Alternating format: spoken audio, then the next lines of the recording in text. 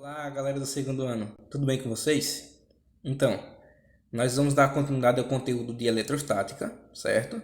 E para isso eu vou pedir que vocês revisem o conceito de campo elétrico e de energia potencial elétrica, tá?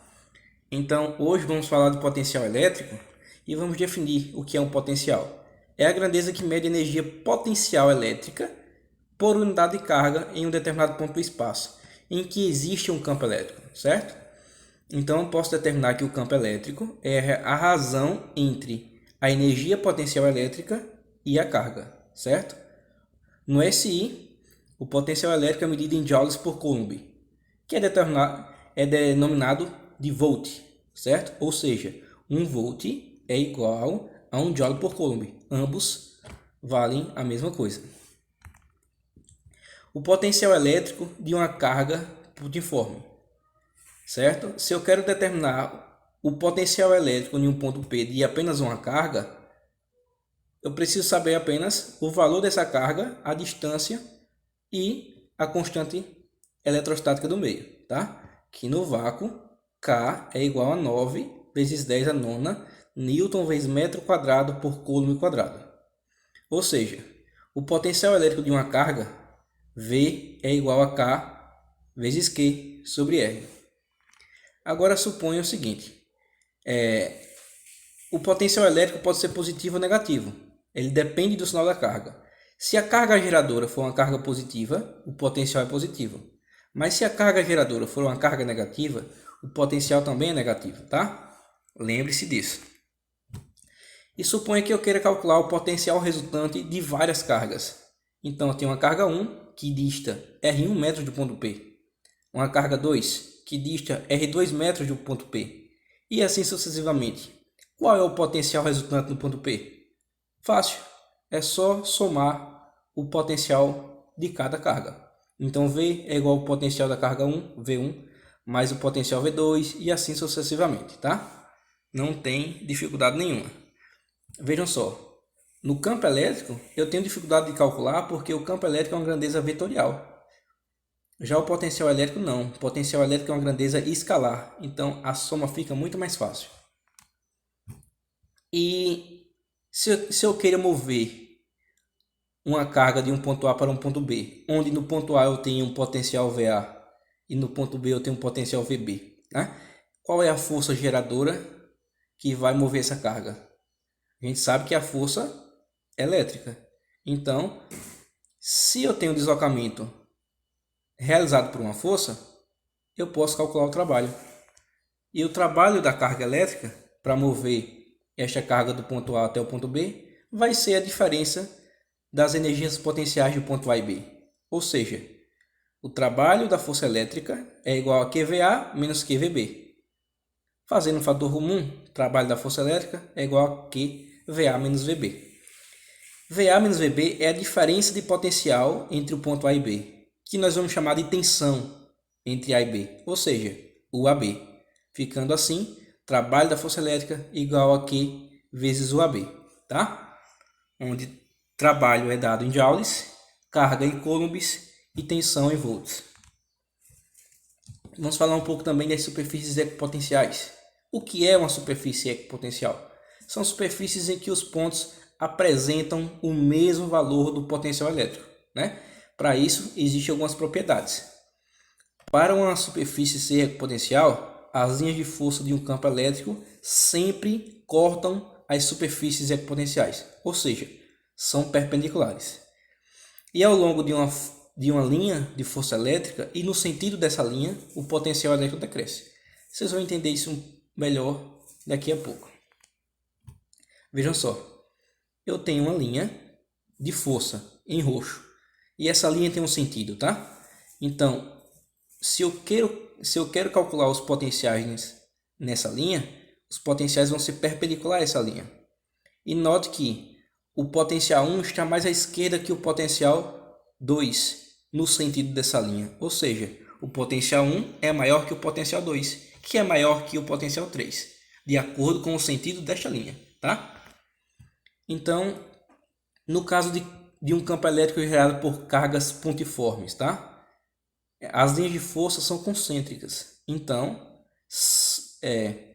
o maior potencial fica mais próximo do centro dessas linhas de força. Então, o potencial 1 é maior que o potencial 2, que é maior que o potencial 3, tá? No caso da carga positiva. Já no caso da carga negativa, perceba que o sentido da linha é o contrário. Na positiva, afasta, na negativa, aproxima. Então, o potencial 1 é menor que o potencial 2, que é menor que o potencial 3. Sempre olhando o sentido da linha de força, certo? E se eu tiver duas cargas elétricas de sinais opostos e estas estejam próximo, né, formando aí as linhas que se curvam no campo elétrico? Então vejam só, eu vou considerar o seguinte: eu sei que a carga positiva gera linhas de força divergentes, saindo, e a carga negativa gera linhas de força convergente, chegando. Então o maior potencial vai ser o que tiver mais à esquerda, né? Ou seja, mais próximo da carga positiva. E o menor potencial vai ser o que estiver mais à direita, ou seja, mais próximo da carga negativa. Então o potencial 1 é maior que o potencial 2, que é maior que o potencial 3, que é maior que o 4, que é maior que o 5. Sempre considerando o sentido da linha de força, ok? Então considere também um campo elétrico uniforme, onde as superfícies e potenciais são planos paralelos, né? O V1, V2 e V3, as linhas de força. Percebam que formam 90 graus. Então, se eu quero calcular a diferença de potencial entre dois pontos de V1 e V2, eu preciso saber a distância entre esses pontos.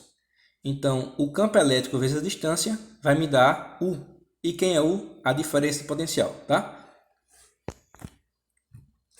Condutores em equilíbrio eletrostático. Veja só. Se eu quero calcular o potencial elétrico no interior de uma esfera, o potencial elétrico em qualquer ponto, seja ele muito próximo da superfície, no centro, próximo do centro, em qualquer ponto, sendo no interior da esfera, vai valer kq sobre o raio dessa esfera. E o campo elétrico no interior dessa esfera será nulo. Isso explica o princípio da gaiola de Faraday, né? Quando o raio cai no avião e os passageiros não tomam choque. Quando o raio cai sobre o carro e os passageiros não levam choque. Não é por conta dos pneus, é porque isso é uma superfície condutora oca, ou seja, a carga se distribui na superfície e o campo elétrico interno é zero. Por isso eu não posso tomar um choque, né? Eu posso fazer essa experiência com a caixa de sapato. Se eu pegar uma caixa de sapato e embrulhar ela com um papel alumínio, ao colocar o celular dentro da caixa, esse celular não vai ter nenhum tipo de sinal, nenhum tipo de onda eletromagnética, já que o campo elétrico no interior é nulo, tá? E se eu quiser calcular o potencial elétrico na superfície da esfera, né? Onde a distância seja igual ao raio. Veja só, o potencial elétrico na superfície continua sendo kq sobre o raio, mas a energia, o campo elétrico na superfície não é mais nulo. É 1/2 de kq sobre r ao quadrado, certo? Então, eu posso tomar choque na superfície de um carro? Posso, mas no interior dele, não, tá? Isso voltado ao raio, certo?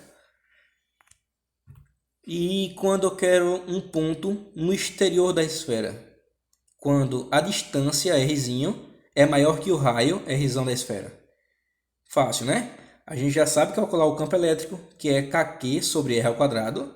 Por que está em módulo? Porque não me interessa o sinal da carga, me interessa o valor dela. E o potencial no exterior da esfera é kq sobre rzinho, onde rzinho não é mais o raio, é a distância do centro ao ponto, certo? Então, é bem diferente. São 3 casos: no interior, na superfície e no exterior da esfera. Os condutores em equilíbrio eletrostático podem ser representados por gráficos. E esse gráfico é uma função do campo elétrico em relação à distância. Veja que campo elétrico é inversamente proporcional ao quadrado da distância. Ou seja, se eu diminuir, melhor, se eu aumentar a distância 10 vezes, o campo elétrico diminui 100, né? São inversamente proporcionais ao quadrado da distância, ok? Então, eu tenho o gráfico aí de campo elétrico em relação à distância.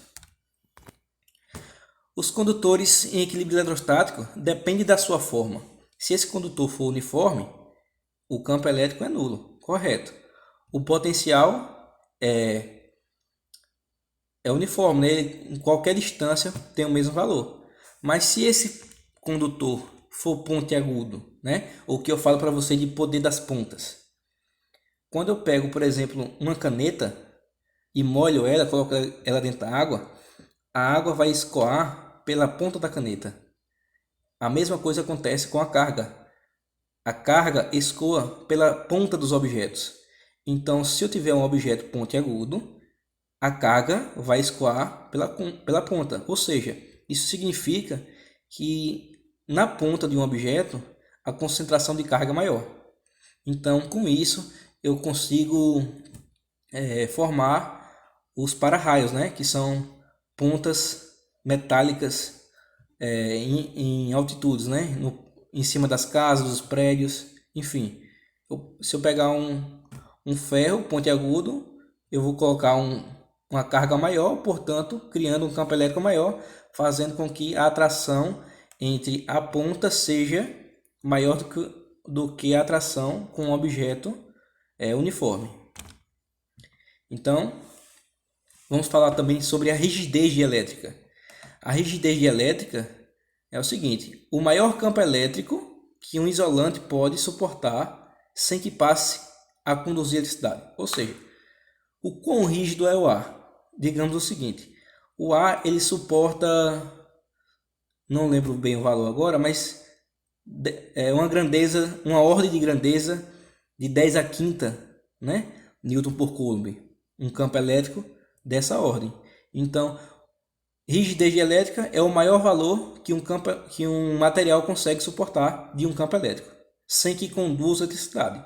Ou seja, materiais condutores têm baixa rigidez dielétrica e materiais isolantes têm uma alta rigidez dielétrica, tá? O que acontece com o raio? O ar é um isolante, então as cargas em atrito, a nuvem em atrito com o ar acumula carga, e essa carga não tem para onde ir, a não ser quando ela atinja um valor alto, formando um campo elétrico alto, e esse campo elétrico consiga romper o ar, fazendo com que haja uma descarga elétrica conhecida como raio. Então, eu vou deixar uns exercícios para vocês na plataforma do Google Classroom, certo? E vocês resolvam esses exercícios e nós nos encontraremos em videoconferência para tirar as dúvidas de vocês, tá? Então é isso. Valeu, falou e fui.